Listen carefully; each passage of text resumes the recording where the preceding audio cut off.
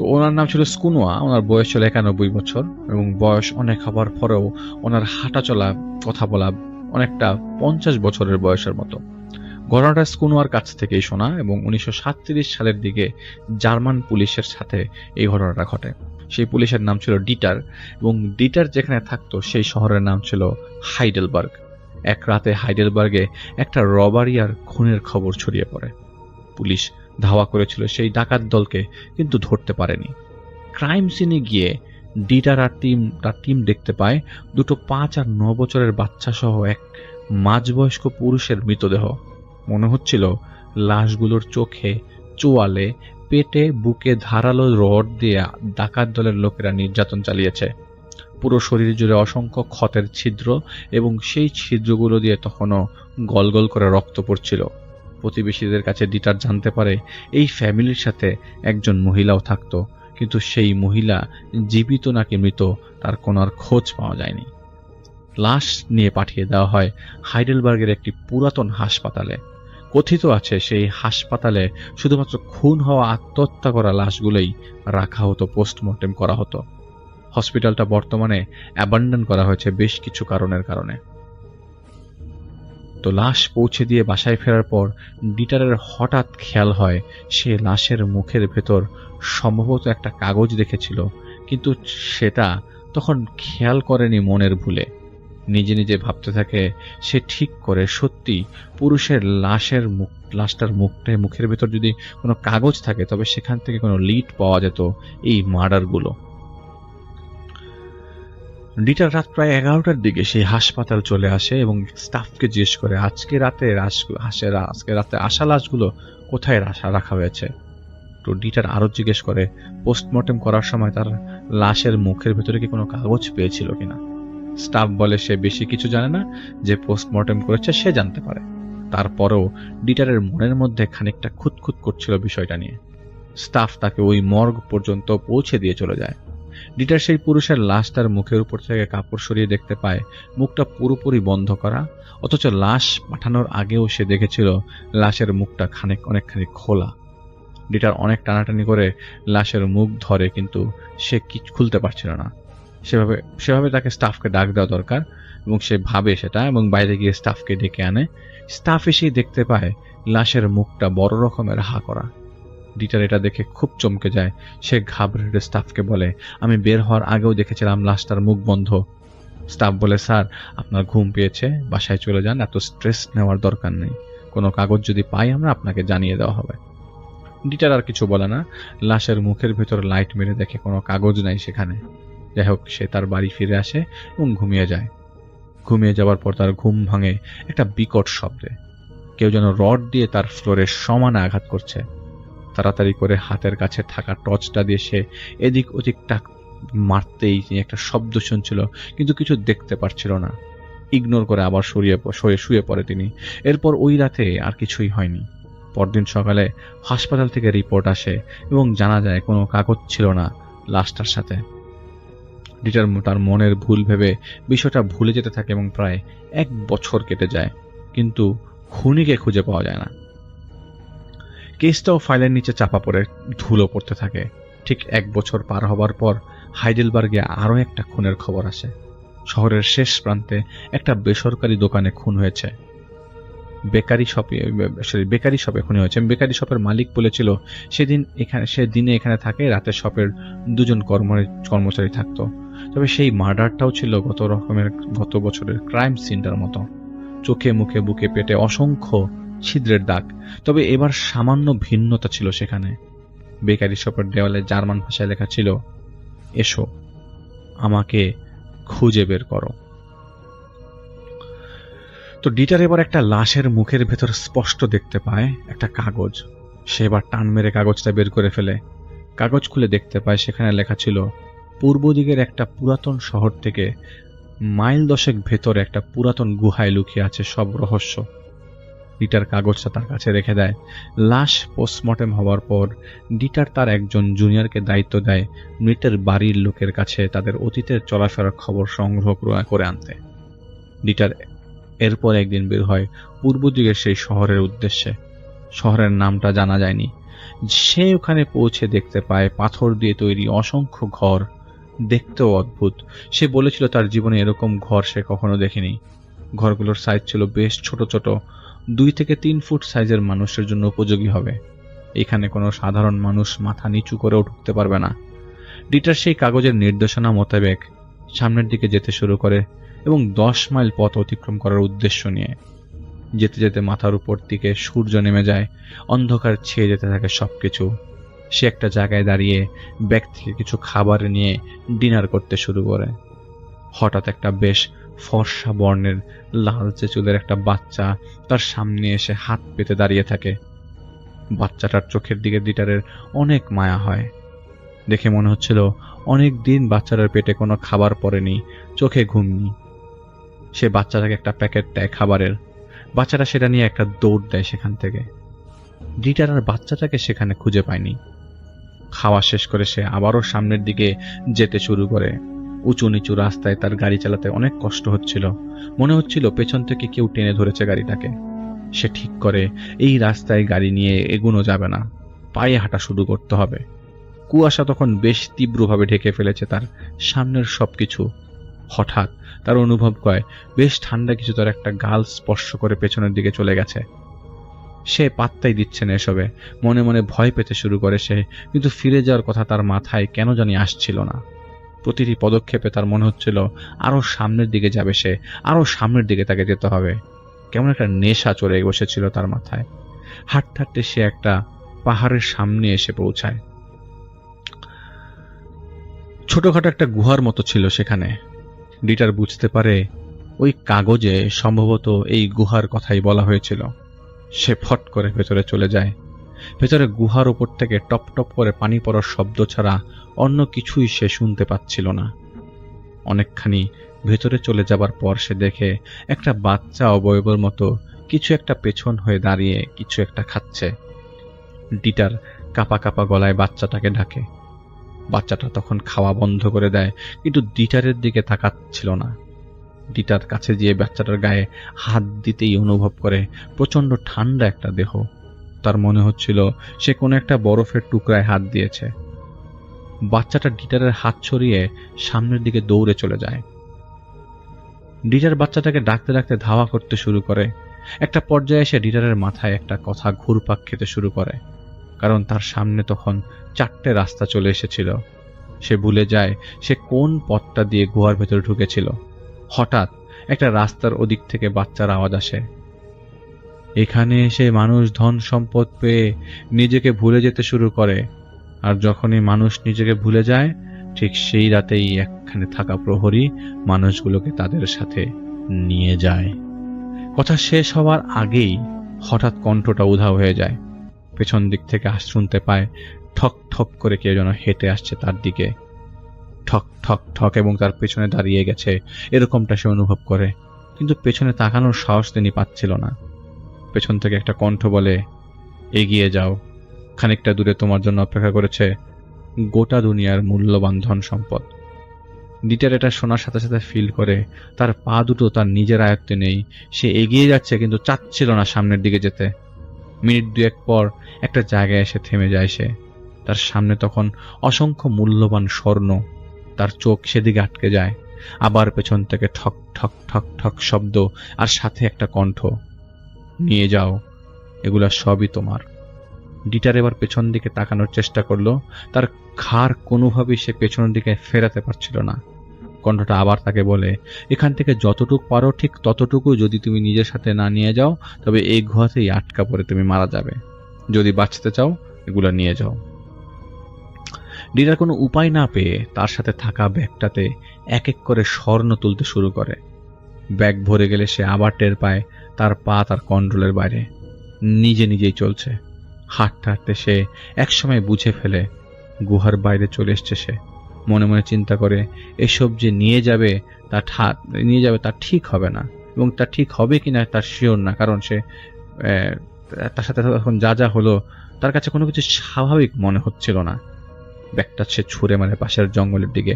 Bag ফেলে এক দৌড়ে সে তার গাড়ির কাছে চলে আসে।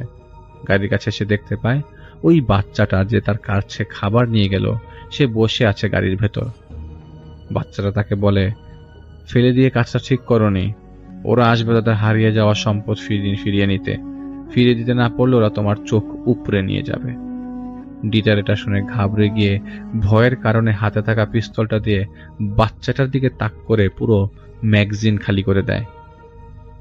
গুলি করা শেষ হয়ে গেলে সে দেখতে পায় ম্যাগাজিনে ম্যাগ খালি করে দেয় এবং দেখতে পায় সে বাচ্চাটার মাথায় গুলি লেগেছে, রক্ত টপটপ করে পড়ছে, কিন্তু বাচ্চাটা ডিটারের দিকে তাকিয়ে তখনও হাসছে আর বলছে, ব্যাগটা খুঁজে নিয়ে এসো, নাহলে তোমার মৃত্যু তোমার পেছন পেছন ধাওয়া করবে। এটা বলেই বাচ্চাটা ডিটারের চোখের সামনে থেকে এক নিমিষে হাওয়া হয়ে যায়। ডিটার তাড়াতাড়ি গাড়িতে চড়ে বসে, উদ্দেশ্য সরাসরি হাইডেলবার্গ পৌঁছানো। শহরে পৌঁছে তিনি সে থানায় রিপোর্ট করে যে ওই এলাকায় কিছু পায়নি। রাতের ঘটনাগুলো সে কাউকে শেয়ার করেনি, কারণ তার মনে হচ্ছিল এসব অবিশ্বাস্য জিনিস কেউ বিশ্বাস করতে চাইবে না। সন্ধ্যার দিকে ডিটারের খেয়াল হয় তার ফিয়ান্স আজকে হাইডেলবার্গ আসার কথা এবং তাকে রিসিভ করতে নিয়ে যেতে হবে, কিন্তু তার শরীরটা হঠাৎ খারাপ হয়ে আসতে শুরু করে। রাতে তার ফিয়ান্স নিজেই ডিটারের বাসায় চলে আসে। ডিটারের ফিয়ান্স তাকে জানায় গতকাল রাতে সে অদ্ভুত একটা স্বপ্ন দেখেছিল। ডিটার জানে এসব তখন থাক, আমার অনেক খারাপ লাগছে শরীরটা। রাতে ডিটার যখন ঘুমিয়ে যায় তার ফ্লোরে কারো রড দিয়ে বাড়ি মারার শব্দে তিনি ডিটারের গত বছরের ওই রাতটার কথা মনে পড়ে যায় যে এই রাতটা ঠিক এরকম শব্দ হয়েছিল। সে উঠে গিয়ে তার ফিয়ান্সকে ডেকে তোলে। সে জানায় সে এরকম শব্দ আগে কোনো শব্দ শোনেনি। ডিটার মনের ভুল ভেবে আবারও রুমে চলে যায়। রুমে ঢুকেই তার চোখ প্রায় কপালে উঠে যাবে। সে দেখে ওই রাতে যে বাচ্চাটাকে সে গুলি করেছিল সেই বাচ্চাটা তার স্টাডি টেবিলে বসে আছে। ডিটার তার মুখ দিয়ে কোনো কথা বলতে পারছিল না। সে চেষ্টা করছিল তার ফিয়ান্সকে ডাকার, কিন্তু তার মুখ যেন কেউ সেলাই করে দিয়েছে এমন অবস্থা। বাচ্চাটার পেছন থেকে একটা কুজো বৃদ্ধ লোক এগিয়ে আসে এবং লাঠিতে ভরা ঠক ঠক শব্দ। লোকটা ডিটারের মাথার কাছে এসে চুল টেনে ধরে রাগের মাথায় কিছু একটা বলে, যা শুনে ডিটার জ্ঞান হারিয়ে ফেলে। জ্ঞান ফেরার পর ডিটার সেই কথাটা মনে করতে পারেনি। তার শুধু এতটুকু মনে ছিল একটা বাচ্চা আর বৃদ্ধ লোককে সে তার ঘরে দেখেছিল। তার কথায় কেউ তেমন একটা গুরুত্ব দেয়নি।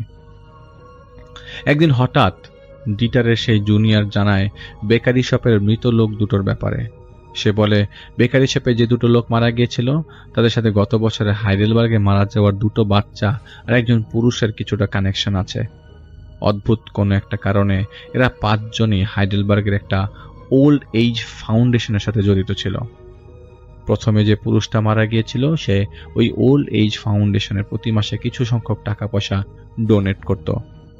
পুরুষের বাচ্চা দুটো সেই ওল্ড এজ মাঝে মাঝেই যেত, আর বেকারি শপের মৃত দুই লোক আগে সেই ওল্ড এজ ফাউন্ডেশনে রান্না করার দায়িত্বে কাজ করত।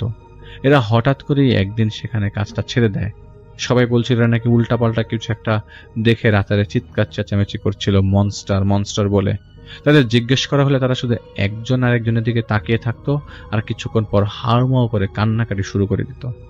এরপর তারা সেখানের কাজটা ছেড়ে দেয়। কেউ এর পেছনের রহস্যটা জানতে পারেনি। কাজটা ছাড়ার পর 2 সপ্তাহ পরই তাদের অস্বাভাবিকভাবে মৃত্যু হয়ে যায়।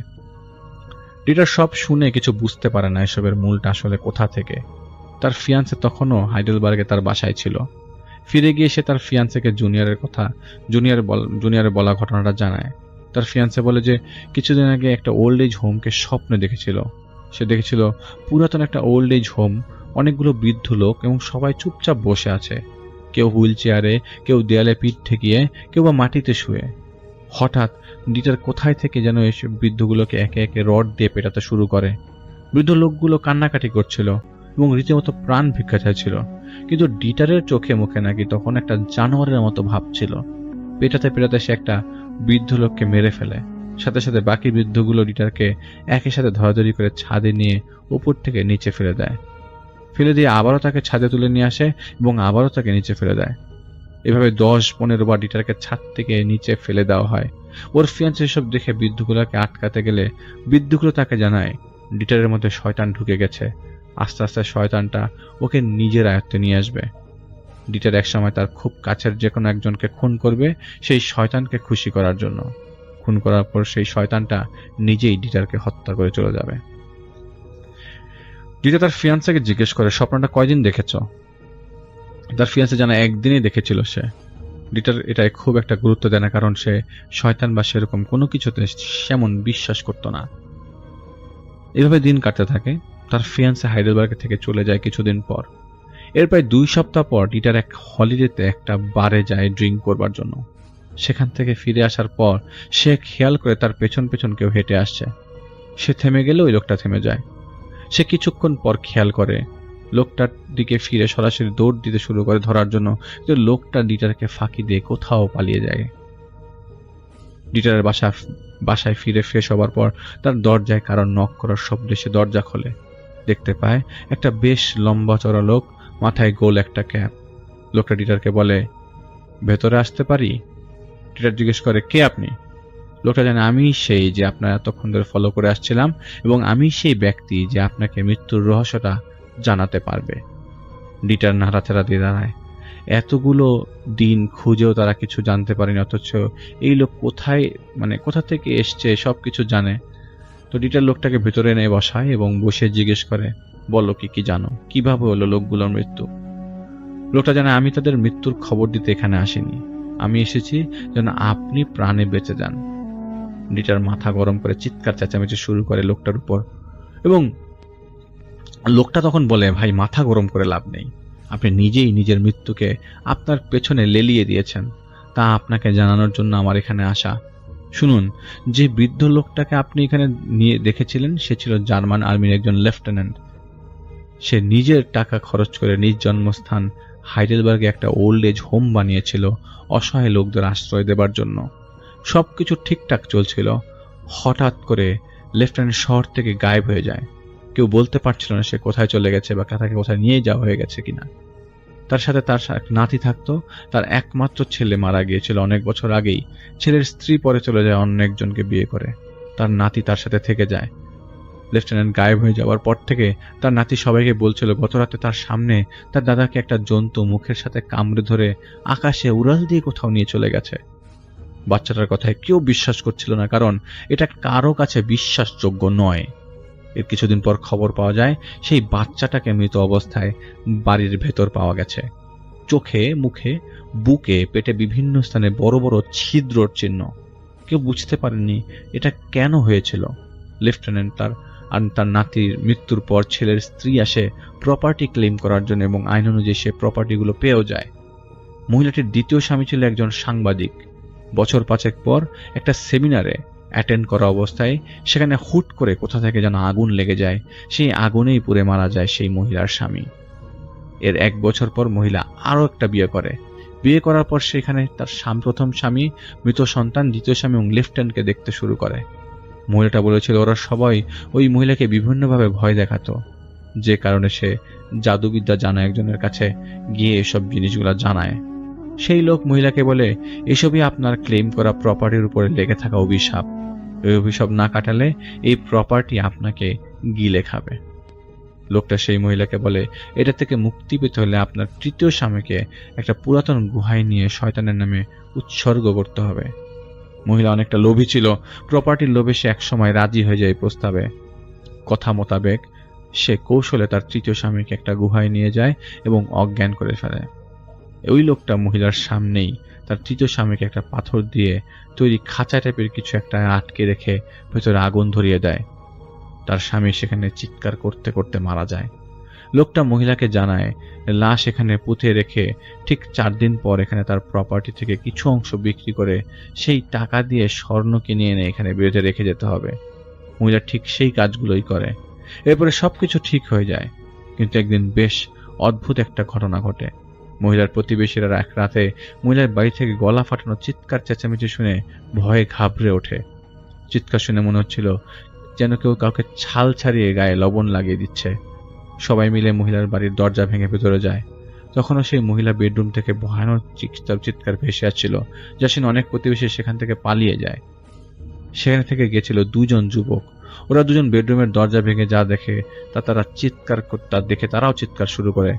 ওরা দেখে সেই মহিলা বিছানায় বসে আছে, গায়ের একটা অংশ চামড়া নেই, শুধু মুখের অংশ বাদ দিয়ে। মহিলার খাটের চারদিকে দাঁড়িয়েছিল লম্বা কয়েকটা লোক, যারা কিছুক্ষণ পর পর মহিলার দিকে কি জানি ছিটিয়ে দিচ্ছিল, আর মহিলার চিৎকার কয়েক গুণ বেড়ে যাচ্ছিল। এটা দেখে ওরা চিৎকার দিয়ে বাইরে বেরিয়ে এসে বলে, সবাইকে বলে দেয়, এবং সবাই মিলে সেখানে গিয়ে দেখতে পায় মহিলাটা মৃত। এরপর থেকে লেফটেন্যান্ট ওই ওল্ড এজ হোমের সাথে যুক্ত থাকা লোকের মধ্যে কেউ না কেউ অস্বাভাবিকভাবে মারা যেত। কেউ জানতো না কিভাবে মারা গেছে। ডিটার এটা শুনে সেই লোককে প্রশ্ন করে, আপনি কিভাবে জানলেন এসব? সেই লোক বলে, সে ওই লেফটেন্যান্টের ছেলের বন্ধু ছিল। এরপর ডিটার সেই লোককে তার সাথে ঘটা সবকিছু শুরু থেকে শেষ পর্যন্ত জানায়। এই লোকের কাছ থেকে স্কুনোয়া ঘটনাটা শুনেছিল। সেই লোক ডিটারকে বলে, ওই জায়গায় ফিরে যান যেখানে আপনার মনে হয় সব ঘটনার সূচনা হয়েছিল। ডিটার বুঝে ফেলে কোন জায়গাটা কথা বলছে, সেই ভুতুরে গুহা যেখানে তাকে স্বর্ণ ভর্তি ব্যাগ ধরিয়ে দেওয়া হয়েছিল। ডিটার এরপর একদিন সেই গুহায় দিয়ে যাওয়ার সময় বের হয়ে সম্পূর্ণ একা। যেখানে যাওয়ার পর 3 থেকে 4 দিন পার হয়ে যায়, কিন্তু ডিটারের আর কোনো খোঁজ পাওয়া যাচ্ছিল না। সবাই অবাক হয়ে গেছে। সেই লোকটা একদিন ছদ্মবেশে পুলিশকে ওই জায়গাটার কথা জানায় যেখানে ডিটারের যাওয়ার কথা ছিল। পুলিশ সেই এলাকার উদ্দেশ্যে বের হয়, কিন্তু আশ্চর্যজনকভাবে হলেও পুলিশ সেই গুহা তো দূরে থাক, সেই জায়গাটাই খুঁজে পায়নি। এরপর অনেকদিন ধরে ডিটারের খোঁজ চলে, কিন্তু 1 বছর 2 বছর 5 বছর কেটে যায়, ডিটারের কোনো হদিশ পাওয়া যায় না। কোনো একটা ভাবে জানা গেছিল ডিটারের ফিয়ান্স নাকি ডিটার নিখোঁজ হওয়ার 1 মাস পর উল্টাপাল্টা স্বপ্ন দেখতে শুরু করে। সে প্রায়শই বলে উঠত ডিটার এসেছে, তাকে যেতে হবে।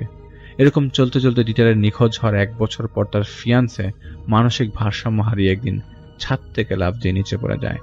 তার ডায়েরি থেকে পরে একটা নোট উদ্ধার করা হয়েছিল, যাতে লেখা হয়েছিল, ডিটার আমাকে বলেছে যদি আমি ছাদ থেকে লাফ দেওয়ার পর বেঁচে যাই তবেই সে ফিরে আসবে। কিন্তু সেই মেয়ে আর জীবিত ছিল না, এবং ডিটারকেও হাইডেলবার্গে আর কখনো দেখা যায়নি। এটা ছিল ঘটনা, এবং এটা পাঠিয়েছেন আমাদেরকে রাজন ভাই। থ্যাংক ইউ রাজন ভাই আপনার কালেক্টেড স্টোরির জন্য, এবং আশা করছি যে আপনাদের ঘটনাটি ভালো লেগেছে। ভৌতিকতায় আপনারা শুরু থেকে শেষ পর্যন্ত ছিলেন এবং কষ্ট করে রাত জেগে আমাদের ঘটনাগুলো শুনে থাকেন আপনারা, এবং আপনাদের রিভিউ দেখে মনে হয় যে না, আপনারা আসলে আমাদের ঘটনাগুলো শোনেন। এবং সামনের সপ্তাহে জাহিদ ভাই আসছেন।